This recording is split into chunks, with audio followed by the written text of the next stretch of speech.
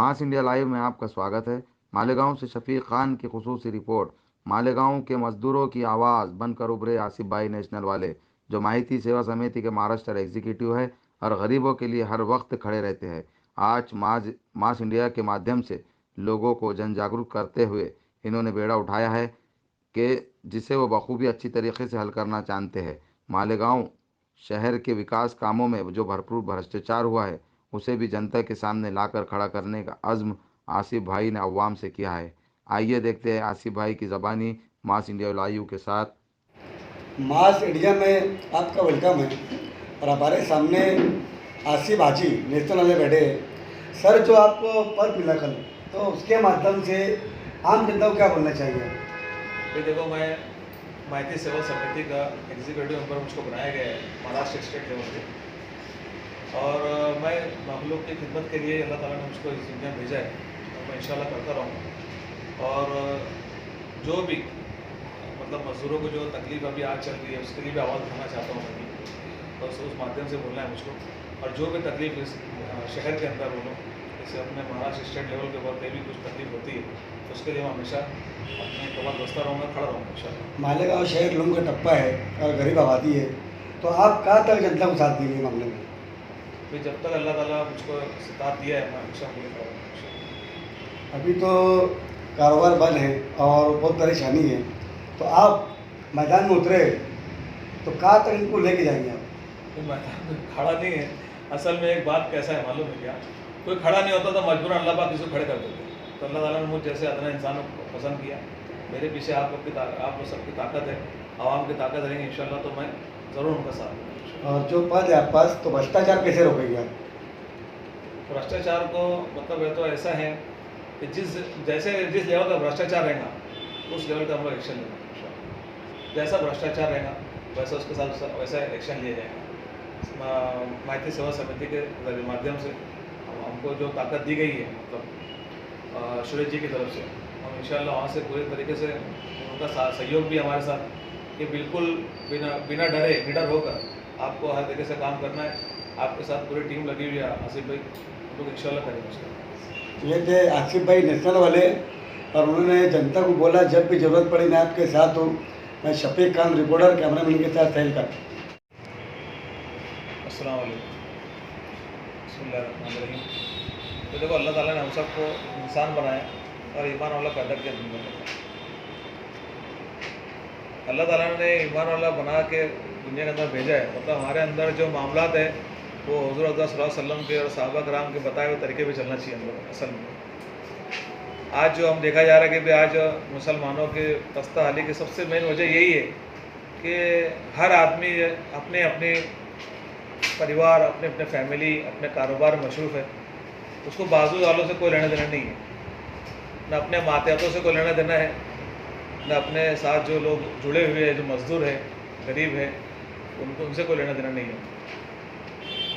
साल भर में एक बार ज़कात निकाल देते और ज़कात का पैसा मज़दूर तक जाता नहीं जाता वो तो पता नहीं, अपने कोई मज़दूर लेता कि नहीं लेता वो सब तो मालूम नहीं है, पर अगर जो उसके हकदार है तो उनको देना चाहिए सब। और सदका खैरात जो हम लोग करते हैं, जो अल्लाह ताला ने जो हमको जो इस्तात दिया है, तो वो बैंक में जाता है असल में आखिरत की, जहाँ पे कभी लॉक लगता नहीं है कभी, और ना कभी लॉक लगता है ना कभी छुट्टी रहती है। यहाँ का पैसा, बैंक का पैसा जो है यहाँ का, ये ख़त्म हो जाएगा असल में। क्यों, कब ख़त्म हो जाएगा? हमारे मरने के बाद कौड़ी काम करने नहीं असल में। अगर उसके अंदर 10 लाख पड़े या 10 रुपये पड़े तो कौड़ी काम के नहीं है। अगर वो पैसा आखिरत के बैंक में चले गया तो हमारे लिए वो आखिरत के मरने के बाद वो पैसा हमारे काम आएगा। जबकि ये पैसा जो हमने जो यहाँ छोड़कर चले गए तो हमारे कौड़े काम का नहीं है असल में। तो क्यों ना हम लोग है तो जो हमारे जो मुसलमान भाई जो बुनकर हजरात थोड़े अपने ज़रूरियात में से कुछ पैसा निकाल के मज़दूरों के हक़ के लिए थोड़ा दे दें। ये नहीं बोलते कि तुम उनको है तो 10,000 दे दो, 5,000 दे दो, 15 दे दो, जितना अपने से बन सके उतना दे दो, ताकि तो उनकी रोज़ी रोटी बंद हो गई है अभी फ़िलहाल, तो वो कम से कम उनका ज़रिया माश कुछ ना कुछ होना चाहिए असल में। अगर आप लोग नहीं करेंगे, जैसे आपके मजदूर है, अगर आप लोग नहीं करेंगे तो वो जाएंगे कहाँ असल में?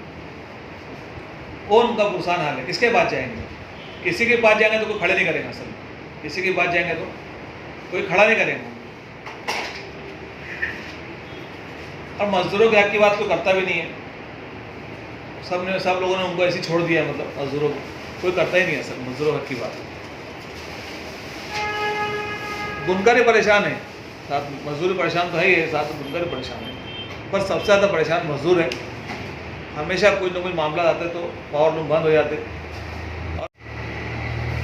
तो इनके लिए खड़ा कौन है ना सर, इनकी खैरख्वाही के लिए कौन खड़ा है? किसी न किसी को तो खड़े आगे आना ही पड़ेगा। हकीकत में पावर लूम के हालत सही मानों में ख़राब है, तो ख़राब होने की वजह यही है कि ये अपने हाथों बहुत से ख़राब करे हम लोगों ने, बुनकर हजरात लोगों ने अपनी कोई यूनिटी नहीं बनाए, अपनी कोई कमेटी नहीं बनाए, किस तरीके से कपड़ा लिए जाए, किस तरह कपड़ा दिया जाए, कोई अपना कोई प्रोसेस नहीं बनाए। हर एक से एक सेट है मालेगांव के अंदर, सब छुपे रुस्तम, एक से एक सेट है मालेगांव के अंदर अल्हम्दुलिल्लाह, मेरे अपने भाई लोग हैं। वो चाहे तो खुद के प्रोसेस डाल सकते, वो चाहे तो खुद के प्रोसेस डाल सकते, सब कुछ कर सकते। अल्लाह ने इतना नवाजा है पैसों से, पर कोई आगे आना चाहता नहीं असल में। तो मैं उनसे गुजारिश करता हूँ कि भाई ख्याल रखें, है ना, मजदूर अपने सब भाई लोग हैं और अपने ही लोग हैं सब, उनका बहुत ज़्यादा ख्याल रखा जाए। अगर आप लोग नहीं रखेंगे तो मजबूरन फिर मुझको रोड पर आना पड़ेगा, अभी उनके साथ मुझको खड़ा होना पड़ेगा, और मैं फिर बुनकरों के साथ फिर खड़ा होकर उनकी हिमायत करना पड़ेगी मुझको। और मैं आज ये वादा करता हूँ, अगर कभी बुनकर हजरात ने कभी इनका साथ नहीं दिया मज़दूरों का, तो मैं तमाम मालेगांव के मज़दूर तबके से मैं गुजारिश करता हूँ कि मैं आपके लिए खड़ा हूँ। मैं लेबर मिनिस्टर के पास चलूँगा आपके साथ, या मैं खुद लेटर लेके जाऊँगा और आप लोग की वहाँ बात रखूँगा, ताकि इस तरीके से बार बार के जो जब जी मैं जब बंद करने वाले मामला थे, ये सही नहीं है ना। इसके लिए मैं तमाम मज़दूरों के साथ मैं खड़ा हूँ, और तमाम मज़दूर मेरे अपने भाई हैं, जब चाहे जब मुझको बुला सकते, मैं उनके लिए रात दिन एक कर दूंगा और उनको इंसाफ दिला कर रखूँगा।